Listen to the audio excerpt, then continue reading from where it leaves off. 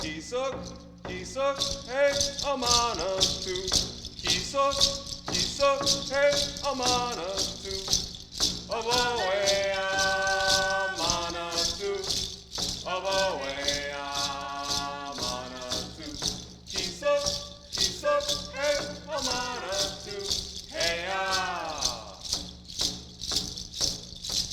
어버웨야 마나투 어버웨야 마나투 기석해 어마나투 해야 기석해 어마나투 기석해 어마나투 어버웨야 마나투 어버웨야 마나투 기석해 어마나투 해야 어버웨야 마나투 어버웨야 마나투 기석해 어마나투 해야 기석해 어마나투 기석해 어마나투 어버웨야 마나투 어버웨야 마나투 기석해 어마나투 해야 어버웨야 마나투 어버웨야 마나투 기석해 어마나투 해야 기석해 어마나투 기석해 어마나투 어버웨야 마나투 어버웨야 마나투 기석해 어마나투 해야 어버웨야 마나투 어버웨야 마나투 기석해 어마나투 해야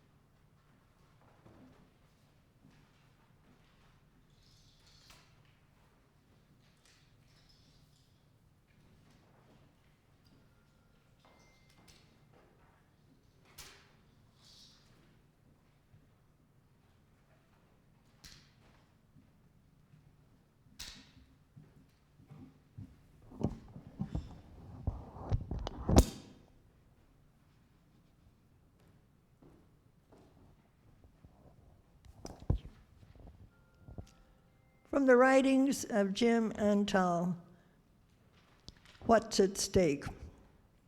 Over the past decade, hundreds of social service agencies have realized that climate change is already amplifying every issue of social justice. As early as the 1980s, leaders were connecting environmental concerns with issues of social justice, with a specific focus on environmental racism. Pick a justice issue: hunger, homelessness, racism, immigration and refugees, conflicts and war, access to potable water, Israel, Palestine, health care, affordable housing, economic inequality. All of these injustices are made worse by climate change. One thing more, the people already suffering the most from climate change are those who did the least to cause it and who have the fewest resources to deal with it.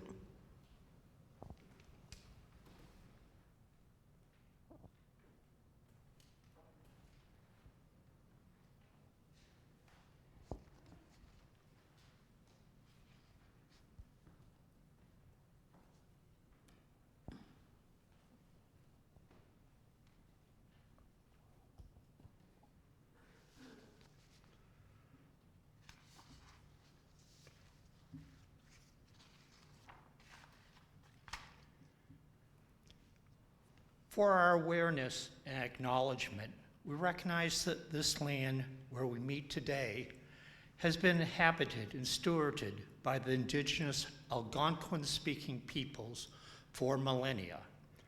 When the Massachusetts tribe greeted the Mayflower, their people spanned the coastal plains from the Pennacook, Pawtucket, and Wabanaki tribes to the north by present-day Cape Ann, to the Paconet, Wampanoag, and Narragansett tribes to the south by present-day Rhode Island, and extended westward to the Nipmuc tribe by the fresh waters of the Nashua River. Today, we here at current-day Bedford reside on the ancestral lands of the Massachusetts. Befriending the pioneer colonists some 400 years ago, the Massachusetts and Nipmuc tribes adopted the colonists' advocated Christian religion and assimilated into their own earth-based religion and traditions. Self-governed and fixed in location, the Massachusetts tribe inhabited Naticksqw, and Ponkapog villages, and the Nipmuc settled Hassanamacet village, known as Praying Indian Villages. Neshoba is present-day Lilton Acton, and as Bedford were part of the colonial conquered land. Hassanamacet is present-day Grafton, in the seat of the Nipmuc Nation. Over the years, all these indigenous people have faced great sufferings and painful atrocities at the hands of the new European colonial pioneers. Those included encroachment of, forced displacement from, and relinquishments of unceded lands, colonial state-sponsored genocide, erasure of culture, execution, slavery, and indentured servitude, exposure to fatal pestilence, being demonized and marginalized as conflicting indigenous and European cultures clashed. The indigenous people still remain and take pride in their long-standing traditions and ancestral heritage. Let us learn from our guests, support them as they still confront injustices today, and partake of their offered friendship as we come together as brothers and sisters, and together strive for better understanding and more just futures. As an added note, some of you may recall back in 2018, we had a dedication of a burning chalice stained glass window, which is in the common room. That was by Lynn Hovey, a well-known stained glass artist, and the husband of Chief Carringhands, who you will meet soon. Thank you.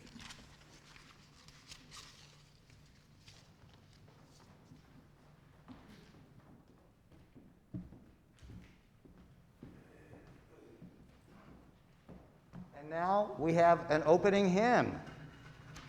It's page 121 in your hymn book, or for those on Zoom, or for those in the sanctuary who want to read it out of the bulletin, the words are right there. It's the ever familiar "We'll Build a Land." And please stand in either body or spirit.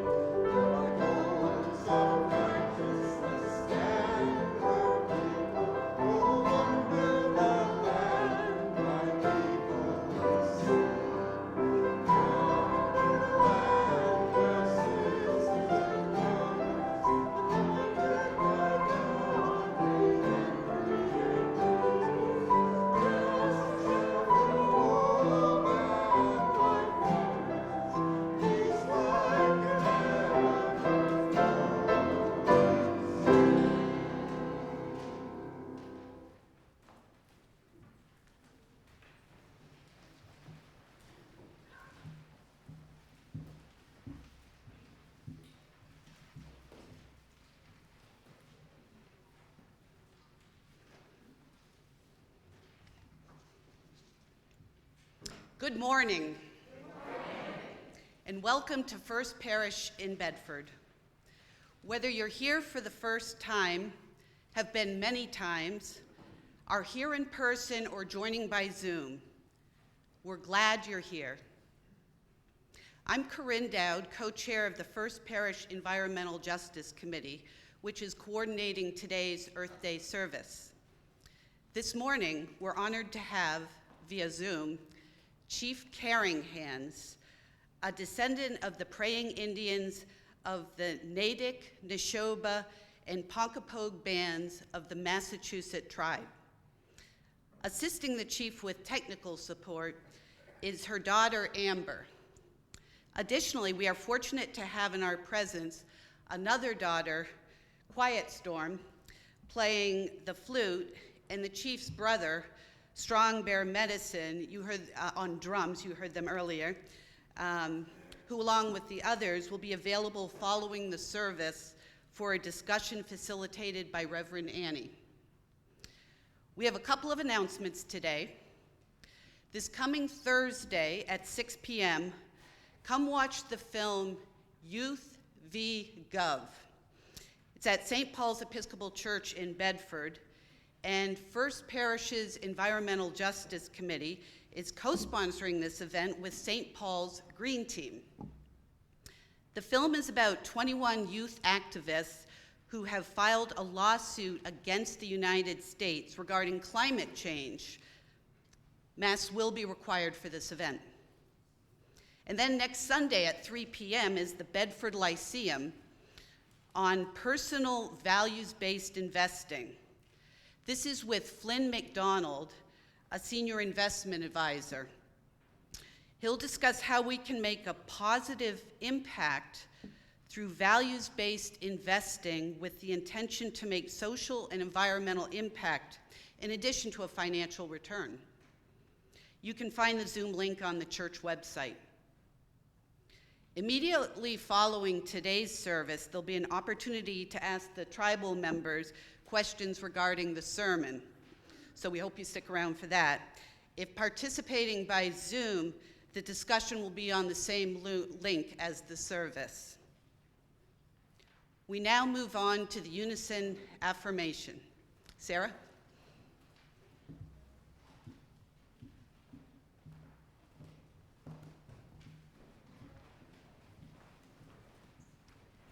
Love is the spirit of this church, and service is its law.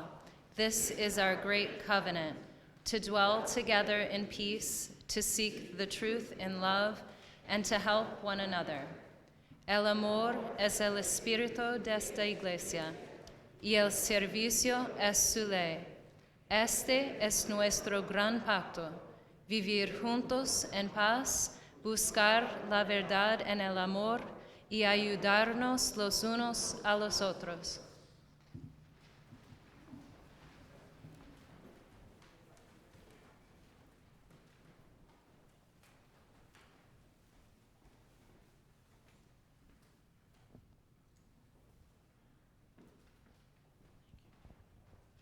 Hello, my name is Maria Green, and I'm one of the lay pastoral team in the church. At this time in the service, we invite you to come up and light a candle of joy or concern. Now light a candle for all the unspoken joys and concerns in the parish.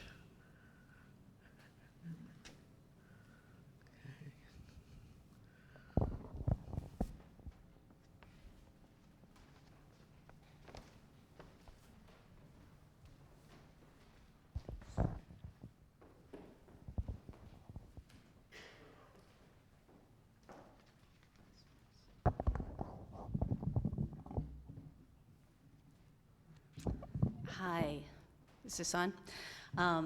So we're here to tell a story, a creation story of the Haudenosaunee. I'm not sure I'm pronouncing that right. Is that right? Do you want to pronounce? Haudenosaunee. Haudenosaunee. Thank you.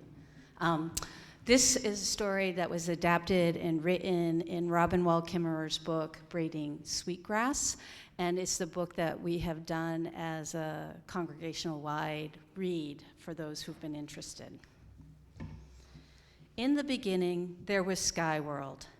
She fell like a maple seed, pirouetting on an autumn breeze. A column of light streamed from a hole in Sky World, marking her path where only darkness had been before. Hurtling downward, she saw only dark water below. But in that emptiness, there were many eyes gazing up at her at the sudden shaft of light. As it grew closer, they could see that it was a woman. Arms outstretched, long black hair billowing behind as she spiraled towards them. The geese nodded at one another and rose together from the water in a wave of goose music. Far from the only home she had ever known, she caught her breath at the warm embrace of soft feathers as they gently carried her downward, and so it began. The geese could not hold the woman above the water for much longer, so they called a council to decide what to do. Resting on their wings, she saw them all gather, loons, otters, swan, beavers, fish of all kinds. A great turtle floated in their midst and offered his back for her to rest upon. Gratefully, she stepped from the goose wings onto the dome of his shell. The others understood that she needed land for her home and discussed how they might serve her need. The deep divers among them had heard of mud at the bottom of the water and agreed to go find some. One by one, the animals offered to help: loon, otter, beaver, sturgeon. But the depth, the darkness, and the pressures were too great for even the strongest of swimmers. Little Muskrat was left, the weakest diver of all. When the small, limp body of the muskrat came back to the surface, the others noticed that his paw was tightly clenched, and when they opened it, there was a small handful of mud. Turtle said, "Here, put it on my back, and I will hold it." Moved by the extraordinary gifts of the animals, she sang in thanksgiving and then began to dance, her feet caressing the earth. The land grew and grew as she danced her thanks, from the dab of mud on the turtle's back until the whole earth was made. Like any good guest, Sky Woman had not come empty-handed. When she toppled from the hole in the sky world, she had reached out to grab onto the tree of life that grew there, and in her grasp were branches, fruits and seeds of all kinds of plants. Then she scattered these onto the new ground and carefully tended each one until the world turned from brown to green. Wild grasses, flowers, trees, and medicines spread everywhere. And now that the animals, too, had plenty to eat, many came to live with her on Turtle Island. Our stories say that of all the plants, wingashk, or sweetgrass, was the very first to grow on the earth, its fragrance a sweet memory of Sky Woman's hand. Breathe in its scent, and you start to remember the things you didn't know you'd forgotten. Our elders say that ceremonies are the way we remember to remember. And so sweetgrass is a powerful ceremonial plant cherished by many indigenous nations. When we braid sweetgrass, we are braiding the hair of Mother Earth, showing her our loving attention, our care for her beauty and well-being in gratitude for all she has given us. Thank you.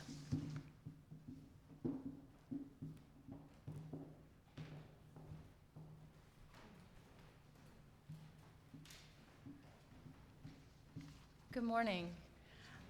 I'm new here to First Parish, but not to Bedford, where I spent some of my childhood and am now having the pleasure of raising my own children. And I'm very thankful for the opportunity to meet you here today and tell you a bit about my story and what brought me to First Parish. My father was an atheist raised in a Catholic church, and my mother begrudgingly attended Presbyterian church, so it's no surprise that my early years were very devoid of religious engagement. However, I began to attend Christmas Eve service at Unity Temple with my cousins in Illinois. And as a child, I was really just fascinated by the amazing architecture of this building, which was designed by Frank Lloyd Wright. but soon came to really be inspired by the moments of peace from those candlelit services. As a young adult, I found myself again connected to the UU Church on the campus of Tufts University. I relished the community that prioritized putting love and service into action, a true community of doing. And back in Bedford, I would drive by First Parish and think, I should go in, I should get engaged. As an adult, having experienced the losses of loved ones and the dissolution of a marriage, I felt a longing for greater spiritual exploration and a community dedicated to support and acceptance of all. Though as any parent, I found it easy to ignore my own needs and focus on those of my children or others, mistakenly thinking that somehow those things were mutually exclusive. Ironically, despite my personal need for engagement in this community, it was ultimately my dedication to others in my life and my love of nature that guided me through the door. Throughout my life, nature has been a true place of solace, and sharing this with my children has been one of my greatest joys. And through nature, I've indulged my sense of wonder in the vastness yet simultaneous interconnectedness of the world. And as climate change has hastened, I've felt this burning need to take action and to teach my children to do the same. So I found Mothers Out Front and came to find that many of the members also have connection here to First Parish, yet another sign in my life pointing me in this direction. As a working single mother of 3 daughters, getting involved in anything can seem daunting when most days I just kind of want to get to the end of the day and make sure everyone's alive and well and tucked in. However, First Parish has provided me with a unique opportunity to honor my own need for self-reflection while also honoring my values towards creating a better community and the world through environmental action, of course, but also social justice initiatives. In recent months, I have had the pleasure of being able to assist the EJC coordinating the book discussions and experiential outings for the Braiding Sweetgrass series, and I found that participating in these activities was not a supplement to my need to be a good steward for our environment or social justice, but truly could be the mechanism for engaging in action. Other activities I've taken part in have really been able to connect to my spirit of service or to help my children learn and grow. But First Parish also connects this back to my own personal spiritual values and journey of self-discovery.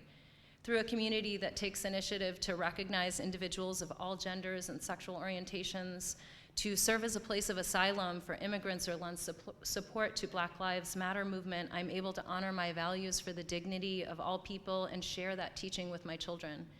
And as we went this fall on our edible walking tour, I continued to both figuratively and literally feed my yearning for a connection to nature and the wonder around us, leaving me with a continued sense of awe. First Parish has allowed me an opportunity to align those things which I hold most dear in my life, my own spiritual journey, my dedication to service, and my desire to instill my most heartfelt values in my children's lives. And for that, I feel a deep sense of gratitude.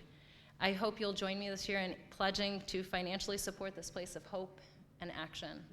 Thank you so much. And now we will move to our morning's offerings, which will be so gratefully received. And for online giving, you may see your order of service for any instructions. Thank you.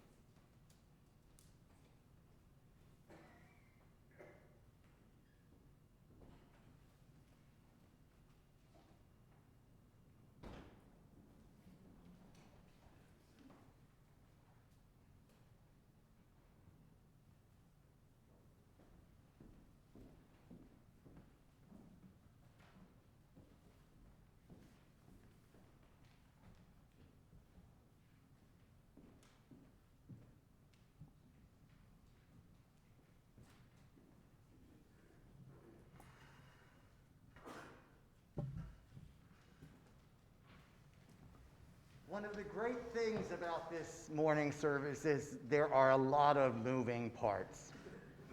It's just like real life.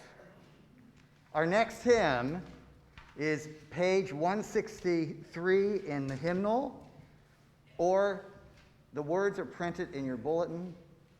It's "For the Earth Forever Turning," because this morning's service is all about the earth.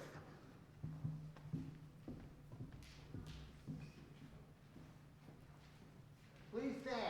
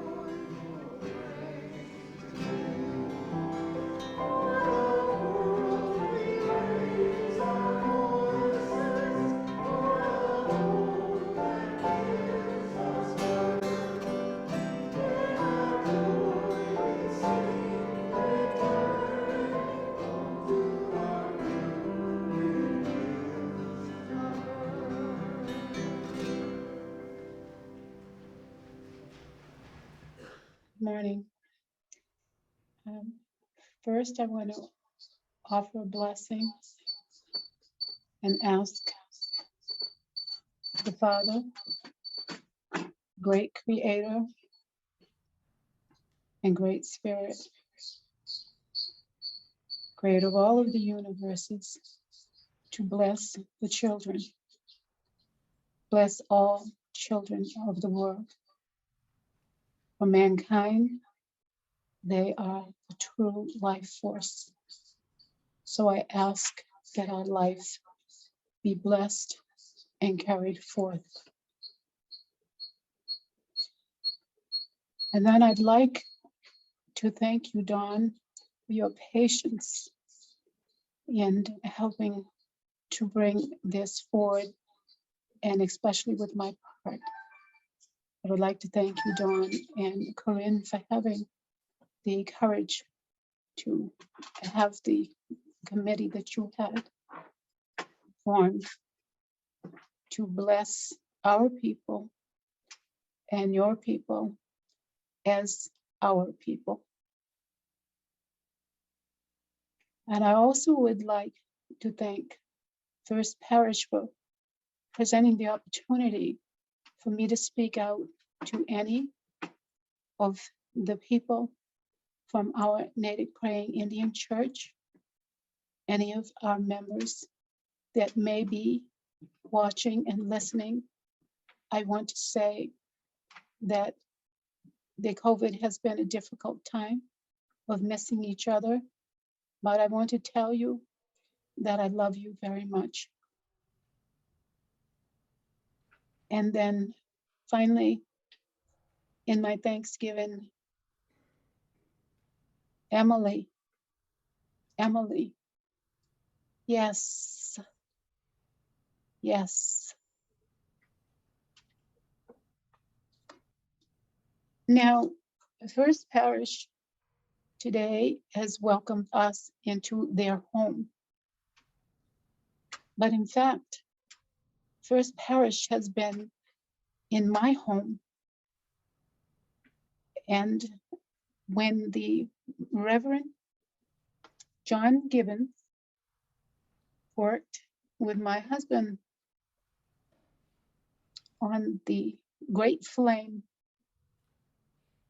and of course, my husband is Lynn Hovey, and famous stained glass artist that embarrasses him, but he is indeed. If you look at his work, he's one of the best in the world. The Father has blessed him. But the great flame of the Holy Spirit, stained glass, that is in your gathering room allows us from our home to remain with you. Because when the former pastor, John Gibbons, worked with Lynn Hovey, that the process and the committee also, during that process in the beginning stages and all the conversations and everything that took place in my home, phone calls, the beginning of the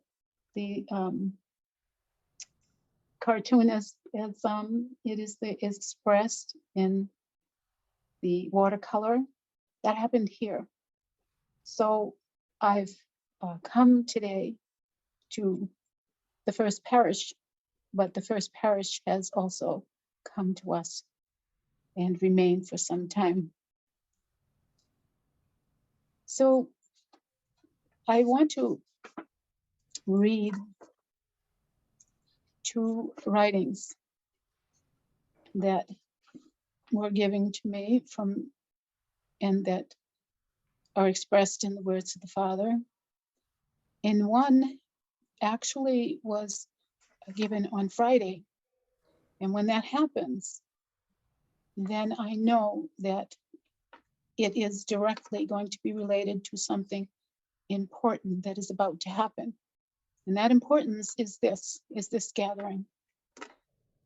For every gathering is an opportunity for us to give forth the positive energy into the universe. And we gather with a soul purpose, then that soul purpose is magnified. And that's why it is important that our soul purpose always be of a positive nature. In a world full of so much negativity, it is our hope to bring forth the positive way in all things. Now,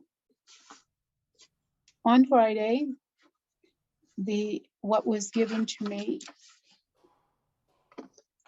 fits so much in what you have done today in recognizing our being the people of this land and recognizing the sacrifice of the people of Deer Island, which are the Massachusetts tribe of Natick, Ponkapog, and Neshoba. And so when this comes today, and this recognition, it is in fact a remembering. And in it being a remembering, I now understand fully the words that were given to me on this Friday past. I entitled it Beautiful Memory. I am always given the honor of creating a title, but from that point on, I take no credit for the words that come from the great and powerful Holy Spirit, as is in your gathering place depicted. And I apologize not for none for expressing that the words come from the Father. And to understand that is to understand that all things belong to the Father. the creator of the universe that the native people speak of as the Great Spirit. It takes nothing away from the honoring of the mother, the mothership of the earth. It works in harmony, just as man and woman are meant to work in harmony, and that children are the notes of the song of that harmony. These are the words that were given to me. There is nothing more beautiful than to be remembered. It is how one knows they mattered. And to matter, oh, how beautiful while upon the earth. But it is to be remembered for your love of your brethren and to do the good thing. It is how you are remembered before your Creator, the maker of all matter. Yes, you, your brethren, and all the earth. Leaving one's footprint is leaving one's memory, no more, no less. Let it be for the gentle treading that carried healing. Yes, showing you were here in the loving of your brother and sister and the healing of the earth, which is the showing you love your brethren. Now, before I read this last writing that was given, I have to remark that one would think that I had gathered with members of the First Parish in order to begin with this writing, because in your forever turning the hymn that was just read and sang, I'm sorry, so much of it is within this writing. And it causes my heart to smile because it shows how that sacred thread is throughout earth, connecting all things. And although we may stand and bring forth something, we're merely catching up to what the Creator has already placed before us. I thank the Heavenly Father that He has chosen not only for me to bring forth His words, but chosen the ears to hear it, and therein the blessing on all people. This writing is entitled Wisdom Tells the Children. Have you not wondered how it is that all indigenous man, as you say, which is original man, had belief and all knew of the great power?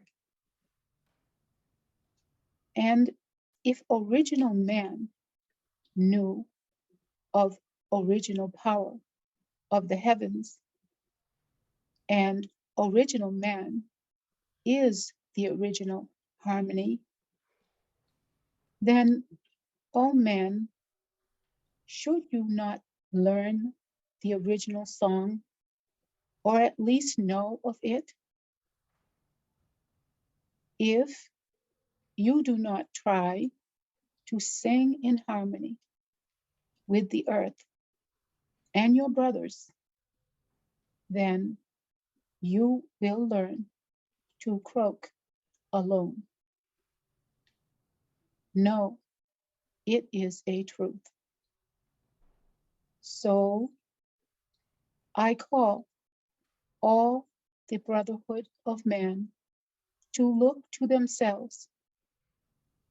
All are of original peoples I have created.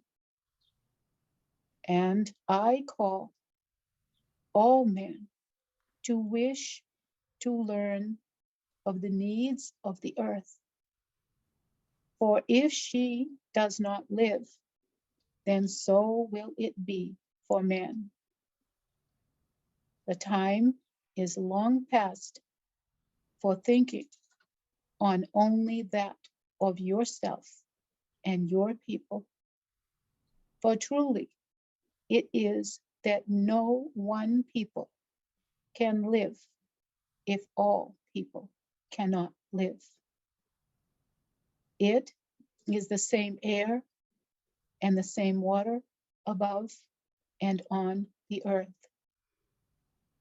And I have caused my earth to turn so that equally all men can share of her blessing and share of her riches. And so too do I cause the same sun to shine in the day and the same moon in the night. I cause the earth to turn so that all minds have chance to look upon its beauty and its physical blessing. So see the truth of the signs in the sky and the water and the air. See for all that man may do to other men, for all that man may wish to say, he is man and others are not, and for all that man may hold himself above other men. Know that in this is it shown, and in this is it known, truly known, that all men are equal. Man, you cannot claim the sun, the moon, and the stars, the sky, the wind, and the water for yourself, for you cannot control these, and it is given equally to all men. The water that rises up to me once again will fall on another man, be it the lake or the river men thought to be his. It is as the ocean. It truly is not, for you cannot control and make a boundary of it. It, as life, flows into other oceans and other life. So if you cannot control and cannot own the wind, the rain, the sun, and the moon, the stars, and the sky, and it is that you need all of these to live, then have understanding with this knowledge as wisdom, and see that you can truly own nothing but your heart. And know even then that the heart is the seat of the soul.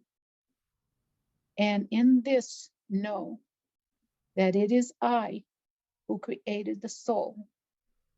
So what is it that you own? You but borrow everything. So I say, look to me in love of who I am, the great and loving and compassionate God. And then look to your fellow man as brothers and be as brothers. Then do this thing: do not judge. For truly you will be judged by the earth for what you have done and not done, and by me for what and who you are. Start, O man, now. Stand, O man, now, and begin. Begin to be as you truly are, as root of your first habitation for wisdom and understanding. But know first to seek yourself as original man, original to me. Yes, all have understanding that there is one family of God.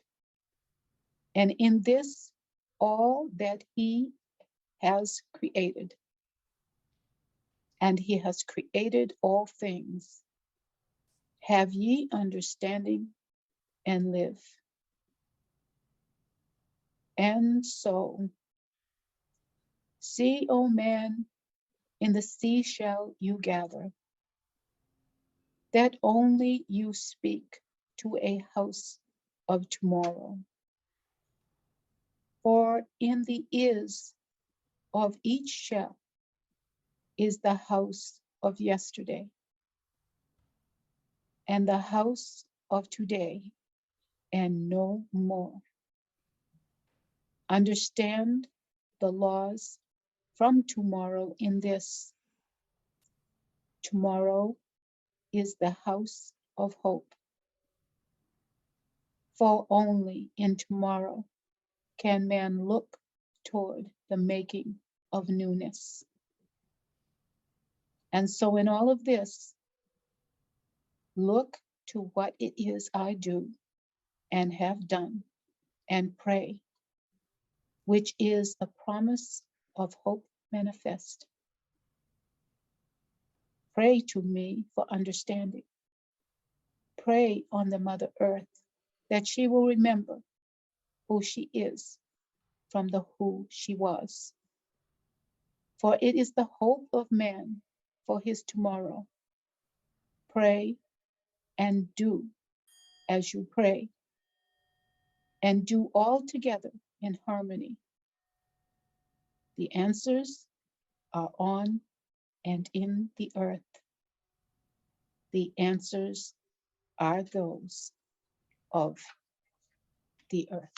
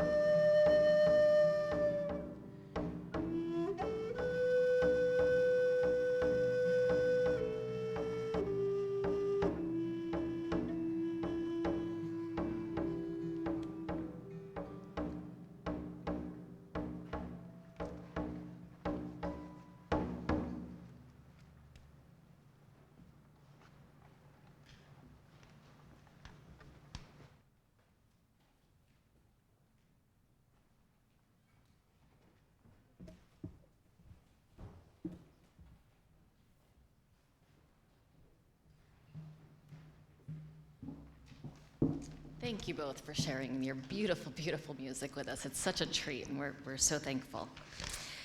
Our closing words today are, again, from Robin Wall Kimmerer's Braiding Sweetgrass, and it's an excerpt from the Council of Pecans.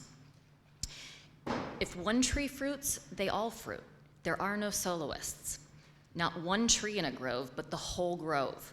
Not one grove in the forest, but every grove. Exactly how they do this all across the country, all across the state. The trees act not as individuals, but somehow as a collective. Exactly how they do this, we don't yet know, but what we see of unity. What happens to one of us happens to all of us. We can starve together, or we can feast together. All flourishing is mutual.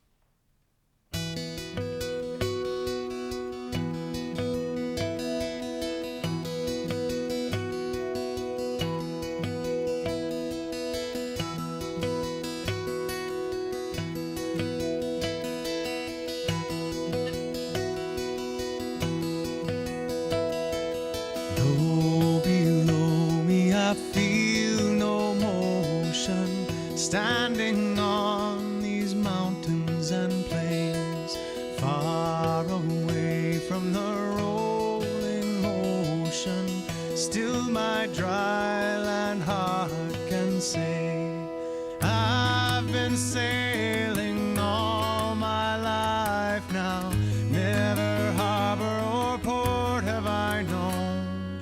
The wide universe is the ocean I travel, and the earth is my blue boat home.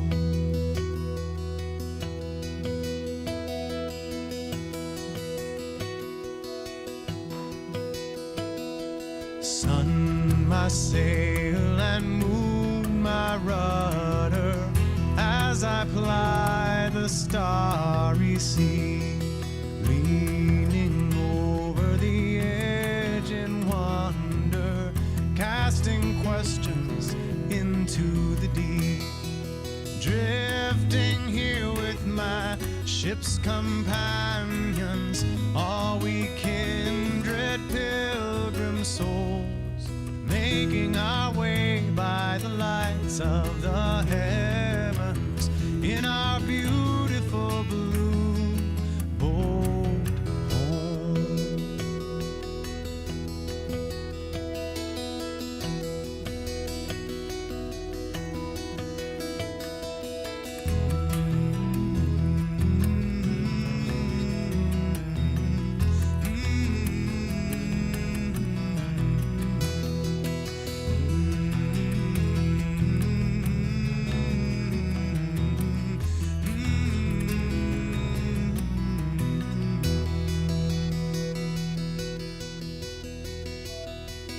I give thanks to the waves upholding me, hail the great winds urging me on, greet the infinite sea before me, sing the sky my sailor's song.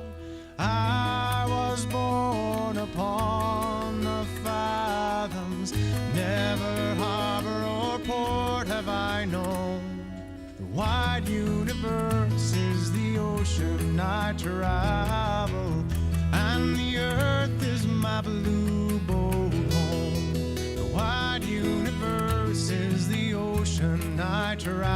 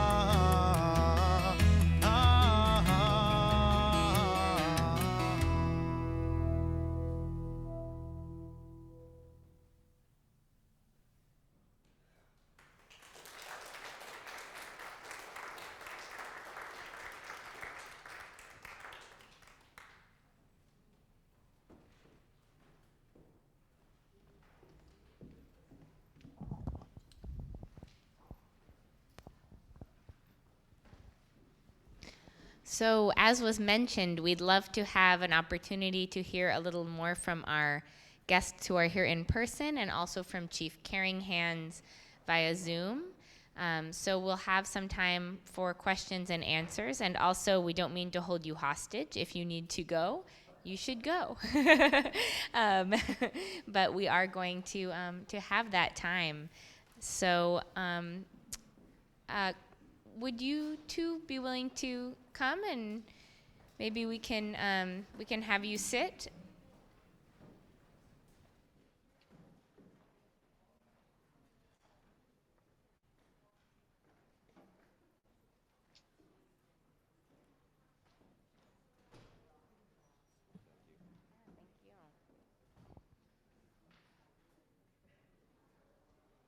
So in order for to not completely drive our sound people nuts, which thank you tech people, this one had extra complications, thank you. I want to alternate back and forth between in-person and Zoom. So I wanted to start out just seeing if anyone who is here in person has any questions they would like to ask of our guests. And then we'll see if there's anyone on Zoom who has any questions.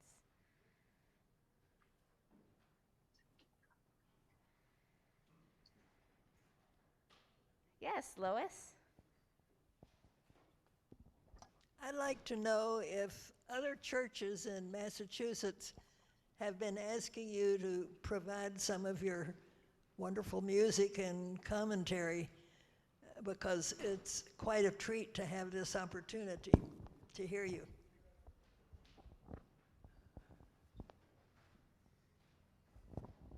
Katabaramash, thank you. Other churches have asked us to join them in their services and worship with them, and so I will bring my flute, and everything that was played here is through prayer and meditation. It wasn't rehearsed. So yeah, we have been for a while. Yeah, it's been a while. We've been to a lot of different places around. So, and it spans probably about 30 years plus. Our background is we were, back in the 1600s, Reverend John Eliot assimilated us to Christianity. So we are Christian, indigenous, and but we've been welcomed at all churches and all denominations. Thank you. Yes, Corinne?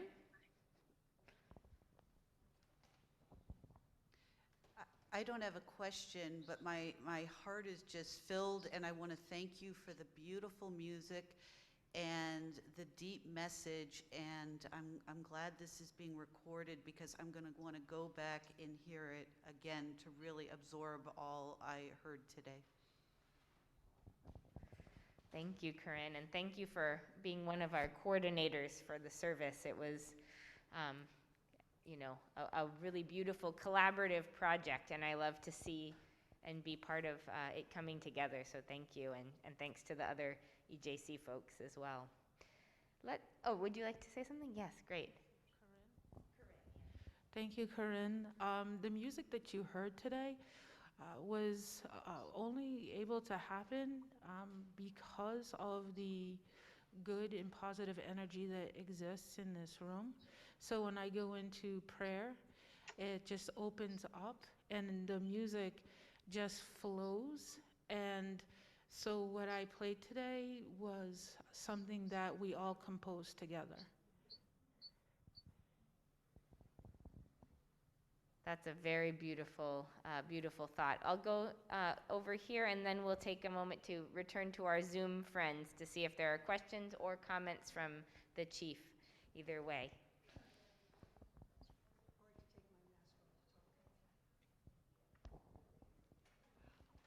My name is Cynthia Ganung, and I'm here with two others visiting from Wellesley Friends Meeting, Quakers, and we are so pleased to be able to be part of this gathering, because for over 2 years now, the chief and Quiet Storm and Strong Bear and others have not been able to meet at the Elliott Church in South Natick, where we've been very blessed to be able to be part of their congregation. We also were first met Quiet Storm and Strong Bear when they came with some other members of the tribe to an Earth celebration at our meeting house.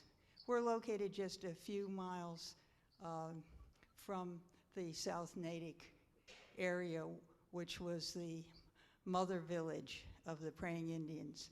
And we are so grateful for having this opportunity to hear the message of the words from the Creator spoken through Chief Caring Hands, and the beautiful music of the flute and the drum made together with this congregation, which touches us deeply as we feel and seek for unity with the earth and all creation and peoples.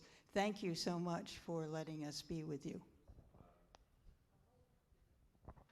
Thank you for being here. It's great to have you.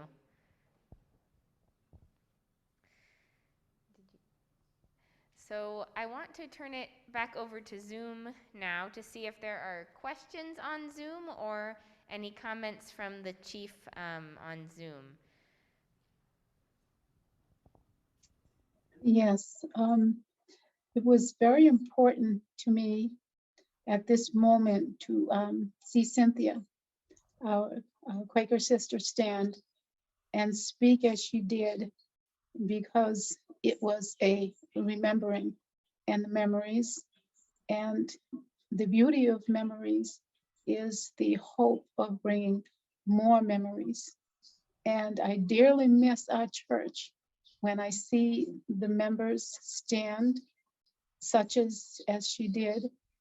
And my heart is in such thanksgiving to the Elliott Church for being open enough to hear their heart and hear on the wind the truth of the resuming of our people in the Native Praying Indian Church, so that we share the same space. It's wonderful.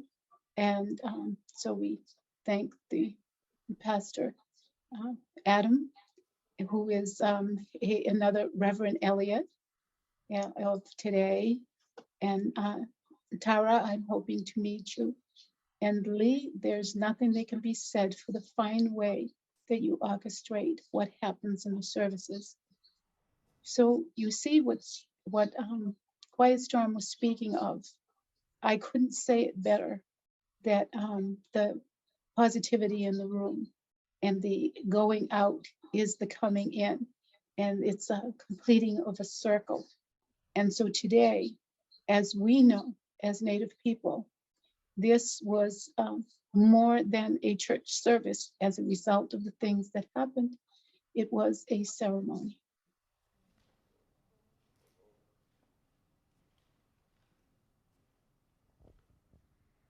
Are there any other folks on Zoom who have any questions for our guests?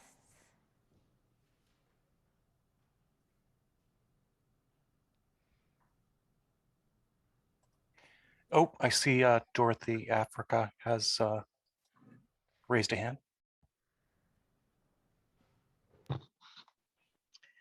I wanted to add my thanks to the thanks that have been given to our guests, and of course also to Dorothy for her wonderful dancing, which went so well. I was all extremely happy when Blue Boat Home, my favorite hymn, was included in this particular service. And it made me think as I was listening to it, and to the remembering the chief's words of inspiration. And I guess I would like to ask for our guests if they have found it difficult at any point to accommodate the Christianity that was brought by John Eliot with the wisdom that they have from their own people, from their own past. There's much, of course, that speaks to unity, but there are also in different spiritual traditions points of conflict. And I wonder if they have thoughts about how their people there or they personally have resolved those points of tension. I would like to address that. And it is simple, but it is deep. We and our people were the people of the Deer Island, of the physical Deer Island. And our people today have been people of a social Deer Island. The statement itself speaks. It speaks and answers much of what you have asked. But it is because that ever having the thoughts of the sacrifice of our people and ever having in our heart the divine that speaks to us, ever having that we in ourselves as Native people and as Christian people, we are showing that it is possible for the two to come together and birth something wonderful. And in so doing, it is to show people that they too can come together in the same way from different walks of life, different races, different religions, and come together and birth something that is good and that is right and unifies men. Oh.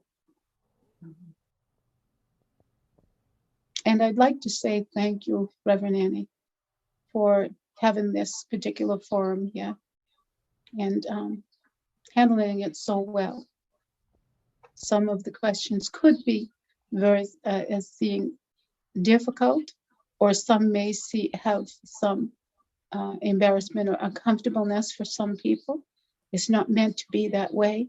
Here, we are in a place of safety and love. Here, what we're birthing is what needs to be birthed throughout the world. Oh. Thank you so much, and I appreciate your graciousness in responding as well, and also for the conversation we had previous to our service. I think it's a wonderful opportunity for some spiritual engagement, so I appreciate it.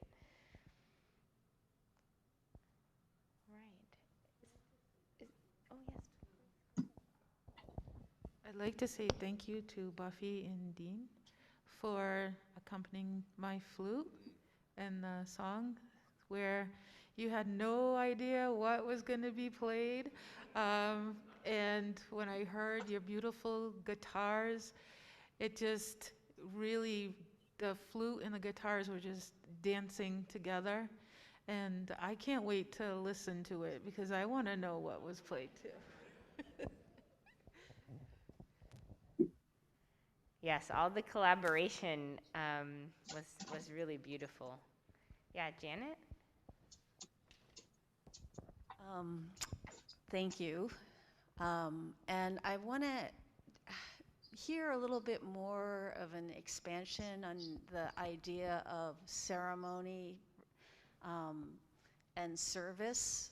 Like, that was clear that this had become ceremony and beyond the realm of service. And we tend to have services. We try to collaborate and do some co-creation, and but to me, that was what was so beautiful about today, is that it moved beyond something that was kind of created and presented. It was something that was created right here and now. And so I'm just really curious to learn more and see how we might bring that more into our world. Thank you. That's a wonderful question. Chief Carringhans, do you want to reply, or should I turn it to Quiet Storm and Strong Bear?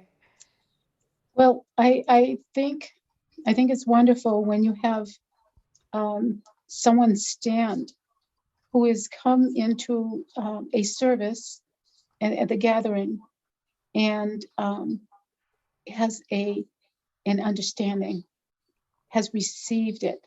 You know, it is in the speaking of it is wisdom and knowledge is good, but get ye understanding. And so when my sister just stood, she expressed that she has moved to the understanding here and feeling. You know, to understand the ceremony, you have to feel it. No one can explain it to you. You have to feel it. And to feel it, you have to experience it. Whether you are in it or whether you are an observer through what we now have is the going through the air in the Zooms and the videos and all that we have so people can share and in their heart that they could receive. In all, it's important to have a protector. Now, the Creator Himself is the protector of all men, and the earth and the mother is also a protector of man. Well, our tribe has a protector, and I would like, and it's the term is Panisi, and I would like Strongwear to explain what this is.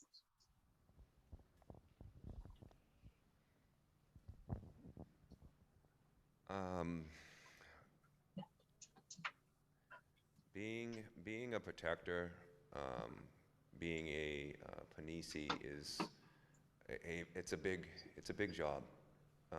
It's the protector of not only Chief Caring Hands, but of the whole tribe. And being a Panisi is actually a protector of the nation. So for me, I encompass wherever I go, if there is a chief of another, a part of our tribe or nation, it is my job to be there by their side, making sure that they are protected. So as Chief Caring Hand speaks, so she's able to speak the words that the Creator's giving to her unimpeded and uninterrupted. So it's a very difficult job, but it's a very rewarding job. And I can say it's lots of love. People come around and they want to ask questions. For me, I can answer more of the questions where it's, what does a warrior, what does a protector do? What does a warrior do? What do we physically do? Spiritually, ceremony. As we were explaining, ceremony, it's a feeling. It's not, we go out and we do special, burn sage and sweetgrass and lay tobacco and all that stuff. But when it comes down to it, it's the feeling that we get from it, what we're receiving. We give, but we receive more. So. And I'd just like to add with Panisi and the Protector, Strong Bear coming here today and playing the hand drum, and he's playing the heartbeat. And the heartbeat is of Mother Earth, the heartbeat is in all of us. And because that heartbeat exists, I'm able to play the flute because I go into prayer and meditation, and then the breath of life comes through my flute. Without that heartbeat, it would be something, there would be something that would be missing in that ceremony. And then you take in Dean and Buffy coming in with their string instruments, and they're playing from their heart, in their heartbeat. And then it all works together in a ceremony. And in a ceremony, it's a coming together of good minds. And I think that just flows here today. I have spent a lot of time in the Haudenosaunee territory, and have also been to other ceremonies. And this goes back to the question you had about ceremony and how does that affect our people and with Christianity. There's actually a movement going on right now with more Indigenous people coming to Christ. And there is this movement where we're realizing we didn't have to lose our culture and our identity to have Jesus in our heart. So and my uncle and many of the Indigenous people who are believers are also celebrating their culture and ceremonies and identity, because that's something that we shouldn't have had to lose. So this is a ceremony today. Aho. Thank You you have a so hand much. raised online. Oh, yes, thank you. Great. Let's go to that person.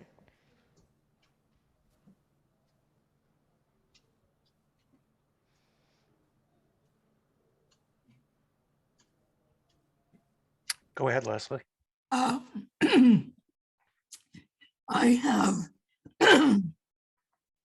I have long felt that Indigenous people have a connection to nature, and in particularly to animals, that understands God in a different way than humans do.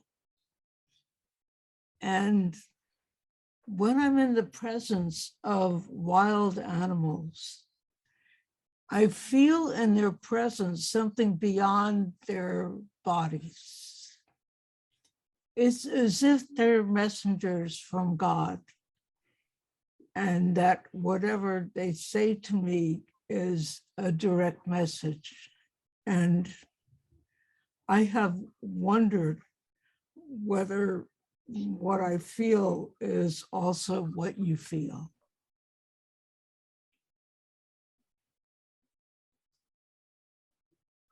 Thank you, Leslie. I don't know, I can turn it over here or turn it over to the chief. Yes, a very interesting observation and so much truth in it. Because when the animals and the fish and the birds and everything were created and they were touched by the Creator and were, it's only man who has changed his original intent and added so much onto himself that sometimes it's not recognizable what he was first given, which was to come forward and to be fruitful and multiply is physical, but is also spiritual, and to steward over the land and the animals. We can see today, because of the problems with climate change, that man changed, and the earth itself had to change in order to breathe, in order to survive, and so on, also with the animals. So you see, the animals, you would say, were touched by God, and they have not changed. They simply be. And so the relationship with God and the creatures that He created has not changed. It simply does be. And that's what you recognize, and that's what you know, and that's what you feel. So when you spoke those words, they were so important. And here, man could take a lesson from the animals.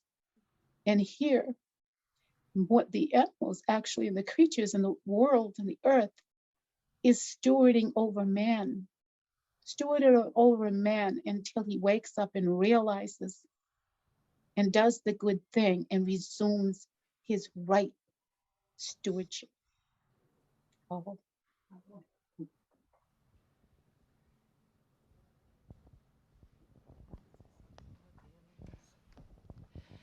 So our relationship with the animals, also, as Chief was saying, is that we have a responsibility to care for Mother Earth and care for the animals. The animals are always caring for us, whether we realize it or not. Just the crows. Crows are very intelligent. They have the curiosity of kindergartners, but crows are also messengers to us, and we call them messengers. I don't know if you've ever noticed, if you walk into a hiking trail or anywhere, the crows are always the loudest ones. The crows will, they'll alert you if there's danger. They communicate with us all the time. So we as human beings need to become more aware of the animals around us because they're constantly communicating with us. But I think that, as Chief was saying, and how Mother Earth has had to change to survive, the animals kind of get lost in the shuffle as having like the quietest voice, but they're the ones, we look at them as our relatives. The four-leggeds, the winged, we look at them as equals. So that's our connection with the animals. Do you have anything to add? Well, thank you so much. Is there anyone else I've missed on Zoom? I think we can do maybe one more question, and then I think we will close. No other hands are raised. Okay, thanks, Paul. Appreciate it. I, Dawn, would you I like have a to- statement. I have a statement. This is very important. Yes, please. This is very important. I have a dear sister that I have not been able to visit, and she has not been able to visit me. And it has been a desire of our hearts to do so, to see each other and do so. As a result of the ceremony that was presented today, I am staring at and smiling in my face and my heart to my dear sister, Emily. You see, First Parish, what you have done has been chosen by the Creator to give a gift to the two of us that we might otherwise not be able to have had. And to that, I am eternally grateful. Blessings, my sister. Thank you for sharing that. That's wonderful. There are so many layers of connection, and that is a beautiful thing. Dawn, did you have one last question or comment, and then we'll close out? So you haven't been able to meet monthly as you have done at the Elliott Church in South Natick, and those always have been good gatherings on one day, one Saturday a month.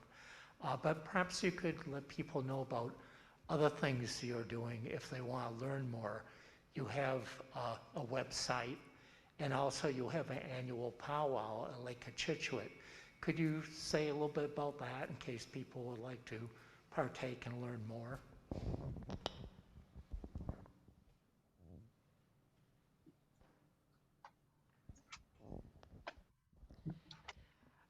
So because of the pandemic, we haven't been able to meet at our church, which is always the second Saturday of the month.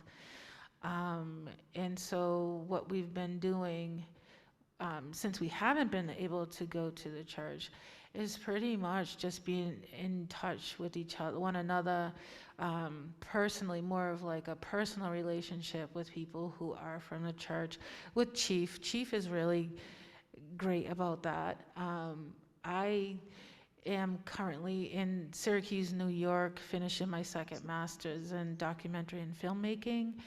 And so I will be back here this summer and participating more in tribal matters. We are also, Strong Bear and I are hopefully putting together a Strawberry Moon Powwow in Littleton that will be coming up, and that will be the first Strawberry Moon Powwow in Littleton, I would say since the land was colonized. And then the Natick Praying Indians, we also have a powwow the last weekend of September. However, with the pandemic, it has been changed. So this is something that Chief has been working on as far as when that will resume. Anything else you want to add? Sorry, I didn't hear you. Oh, Natick Days. Natick has their Natick Days where they give recognition to nonprofit organizations for good things they're doing. So we're always present in Natick for that. That's something that you've also. Yeah, I've been, we've been there to, when the powwow is usually on, people ask, about us, and we get to give them information, a full talk. If someone comes and asks me a question like, what kind of, where do you get your food from? And one of our best answers are, at the same supermarkets. That's where we go. That's where we go hunting at. Do you live in teepees? No, we live in houses just like everybody else. But around here, we did not live in teepees. We lived in wigwams and longhouses. So, yeah, hopefully because of the pandemic, the following year, that we'll be able to pick up the pace and get back to drumming and dancing and, gathering, so. This is our first time being together in about 3 years since the pandemic happened. I've been up at Syracuse University when the pandemic started really going. New York had very strict laws about crossing the border. And I also, wanted to make sure that my mom's health was like top priority. So this is really the first time that I'm around my family. In reference to Natick Days, I did shoot a video of Strong Medicine Bear drumming and his daughter. She was jingle dress dancing, and that's actually going to be shown on Governor's Island in New York City in a gallery. And so that's how I'm keeping my culture and connected to my family, is telling our story in documentary and film and video art. But I'm looking forward to us being more active in Neshoba and planting the Three Sisters, working with the community to plant the Three Sisters, which is corn, beans, and squash. They're very sacred foods, and that's essentially how the missionaries and the pilgrims that came over here were able to survive, is that they were taught how to plant the Three Sisters. So that's what we're doing, but I drove down from Syracuse, and so this is my first time with my family. Yeah. And playing the flute in front of people in 3 years. I mean, we're like, both of us are pretty much like twins. We're like actually 2 days apart in age. So growing up and not seeing her for so long, and then to see, it's like riding a bike. We just hop back on it and ride it, and everything flows. Earlier when she said, can you drum, do the heartbeat, and I'm just gonna let Creator, give what he's gonna give. And I closed my eyes when we did it, and all I saw was light. And I went on that journey. I went on that ride. I was listening to, as I'm doing the drum beating, I'm listening to her flute. Like, I'm trying to do the drumming, but enjoying the music. And I'm not hearing the flute, but listening to the beautiful guitars next to me, and totally immersed in that. So we all work together as one. Well, once again, just thank you, all three of you, so much for being here, and for all that you've shared in music and in words and in wisdom, for the collaboration between so many people in this space and online to make this happen. It was a wonderful a wonderful experience, and we look forward to future collaborations as they unfold. I know that we will always have our flame in the common room as well. So thank you again for being with us.